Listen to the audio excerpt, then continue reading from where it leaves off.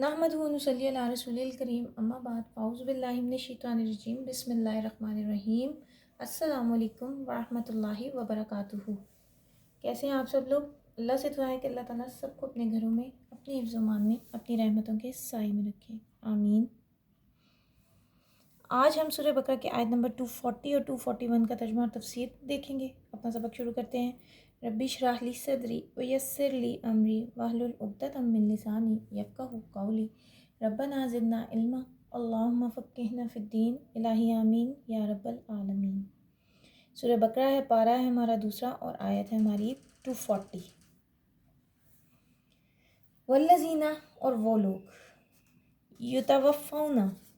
جو مر جاتے ہیں، منکم، تم میں سے، ویذرون، اور وہ چھوڑ جائیں، ازواجن، بیویاں، وصیتاً، وصیت کرنا ہے، لازواجہم، اپنی بیویوں کے لیے، متاعاً، فائدہ دینا ہے، الی الحول، ایک سال تک، غیرہ، بغیر، اخراجن، نکالے، فائن، پھر اگر، خرجنا، وہ خود نکل جائیں، فلا، تو نہیں، جناح، کوئی گناہ، علیکم، تم پر، فی ما فعلنا، اس معاملے میں، فی انفسہن، جو وہ کریں اپنے نفسوں کے بارے میں، من معروفن، بھلے طریقے سے، واللہ، اور اللہ تعالیٰ، عزیز، زبردست، حکیم، حکمت والا ہے۔ ایک سٹریچ میں اس کا ترجمہ دیکھ لیں۔ اور جو لوگ تم میں سے مر جائیں اور عورتیں چھوڑ جائیں اور وہ اپنی عورتوں کے حق میں وصیت کر جائیں کہ ان کو 1 سال تک خرچ دیا جائے اور گھر سے نہ نکالی جائیں، ہاں اگر وہ خود گھر سے چلی جائیں اور اپنے حق میں پسندیدہ کام یعنی نکاح کر لیں تو تم پر کچھ گناہ نہیں، اور اللہ تعالیٰ زبردست حکمت والا ہے بے شک۔ اچھا جی، ابھی تک جو ہم نے پڑھا، جو کچھ پڑھا، اس میں عدت کا ایک موضوع پڑھا تھا کہ بیوہ کی عدت جو ہے وہ 4 ماہ 10 دن ہے، ٹھیک ہے۔ یہ ہم نے پیچھے آیات میں پڑھا ہے ابھی تو یہ حکم جو ہے نا عدت کا، یہ پہلے کسی اور شکل میں تھا، یعنی بیوگی کی عدت کا جو موجودہ حکم ہے نا، یہ اس حکم سے پہلے کے حکم کی آیت ہے، یعنی یہ آیت منسوخ ہے، پہلے یہ تھی لیکن پھر یہ منسوخ کر کے موجودہ عدت کے حکم کی آیت نازل ہو گئی۔ آپ کو یاد ہوگا پہلے پارے میں ہم نے پڑھا تھا ما ننسخ من آیات او ننسیہا فاتی بخیر منہ، تو عورت کی عدت جو ہے نا وہ پہلے 1 سال ہوتی تھی، اور جان لیں کہ بیوہ کے لیے عدت کا عبوری حکم تھا یہ۔ اب عبوری کسے کہتے ہیں؟ مختصر، ٹائملی، یعنی ٹائم بانڈ، یعنی مختصر وقت کے لیے۔ اکثر ہم خبروں میں سنتے ہیں نا لفظ عبوری حکومت قائم کر دی پاکستان میں، یعنی جب ایک حکومت ناکام ہوتی ہے اور ابھی دوسری حکومت کے آنے میں وقت ہوتا ہے تو بیچ میں مارشل لا لگا دیا جاتا ہے، وقتی ہی ہوتی ہے وہ حکومت، ٹھیک ہے، سب کو پتہ ہوتا ہے کہ چند دن کے لیے، تو اس کو عبوری کہتے ہیں۔ تو بہرحال یہ ایک ٹائم بانڈ حکم تھا۔ عربوں میں طریقہ کیا تھا کہ جب کسی کا شوہر مرتا تو عورت 1 سال تک اپنے شوہر کی عدت گزارتی، اس کے گھر میں رہتی، مرنے والے کے وارث جو ہوتے تھے وہ اس کے نام نفقے کے ذمہ دار ہوتے تھے۔ اللہ رب العزت نے شوہر کے مرنے کی صورت میں عدت کو 1 سال سے کم کر کے 4 ماہ 10 دن تک کے لیے رکھ دیا۔ اب اس کی وجہ، بظاہر تو لگ رہا ہے کہ عورت کے حقوق کم ہو رہے ہیں، پہلے تو 1 سال تک شورٹی تھی کہ اس کو وہاں سے کھانا پانی سب کچھ ملے گا، تو یہاں ایسا کیوں؟ تو سمجھ لیں کہ جو عورت کو 1 سال تک اپنے گھر میں رکھتے تھے نا، یعنی سسرالی، اور وہ سسرال جہاں شوہر بھی نہ ہو، تو کتنے خوفناک ہوں گے۔ یہ وہ بیویاں بتا سکتی ہیں جن کے مرد باہر گئے ہوئے ہیں اور وہ بیچاریاں جو ہیں غلامی کر رہی ہیں اپنے سسرالیوں کی۔ یہ بھی ایک فیکٹ ہے کہ آج عورتیں اتنا اپنے شوہر سے نہیں ڈرتی جتنا اپنے سسرالیوں سے ڈرتی ہیں، اللہ ماشاء اللہ، ٹھیک ہے۔ تو شوہر روز گھر میں آ جائے تو ماں کو بھی پتہ ہوتا ہے کہ میری کوئی شکایت ہی نہ لگ جائے، تو جس شوہر نے آنا ہی نہیں ہے تو وہاں تو ظلم جو ہے وہ ہوں گے ہی پھر بے حد، ٹھیک ہے۔ تو ان عورتوں پر بھی ظلم ہوتا تھا، وہ شادی نہیں کرنے دیتے تھے اگلی۔ ہم سورہ نساء میں بھی یہ موضوع دوبارہ پڑھیں گے، کبھی کوئی یہ کہہ دیتا تھا کہ میں اس کا مختار ہوں تو 1 سال تک عورت جانوروں سے بدتر زندگی گزارتی تھی، ٹھیک ہے۔ اور اگر آپ اپنی ذاتی انٹرسٹ کے لیے یہ سب پڑھنا چاہیں نا تو الرحیق المختوم ہے، سیرت النبی کی کتاب ہے، اس کے ابتدائی چیپٹرز میں نا عربوں کے حالات ہیں بعثت نبوی سے پہلے، آپ وہ پڑھ سکتے ہیں کہ عورت اتنی میلی کچیلی ہو جاتی تھی نا کہ عدت کی رسموں میں سے نکلنے کی ایک رسم یہ بھی تھی کہ عورت کے جسم کو کسی پرندے کے جسم سے رگڑتے تھے اور وہ پرندہ اس کی بو سے مر جاتا تھا،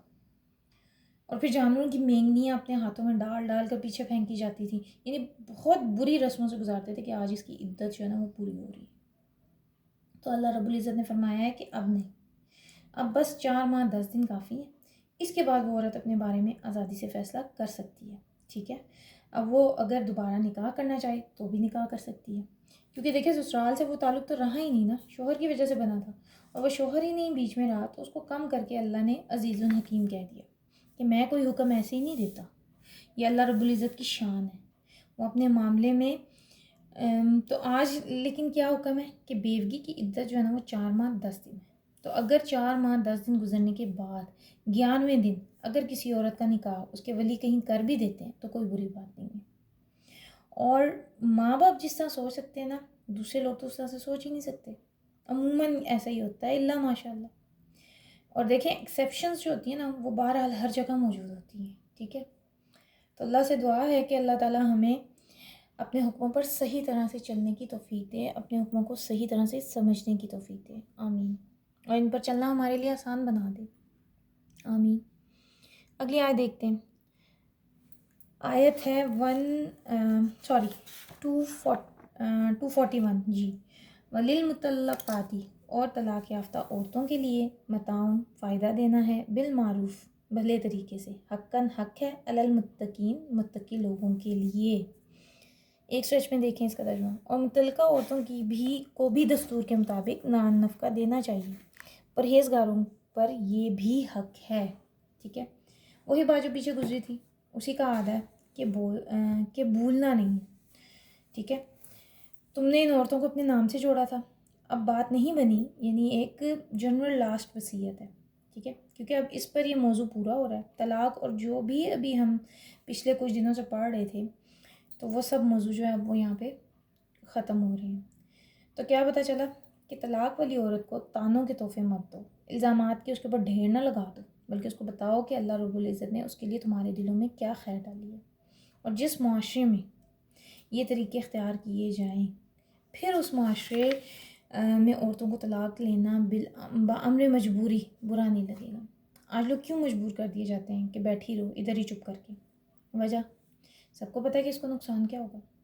تو یہاں یہ کہہ لیں کہ وومن رائٹس میں سے ایک ایسا رائٹ، ایک ایسا حکم کہ جس کو واقعی اللہ ہی دے سکتا ہے، ماں باپ بھی یہ بات نہیں کہہ سکتے اپنی بیٹی کے لیے، اپنے داماد کو یا اس کے سسرال کو، جو اللہ رب العزت نے دے دیے۔ لیکن یہ سب کب ہوگا؟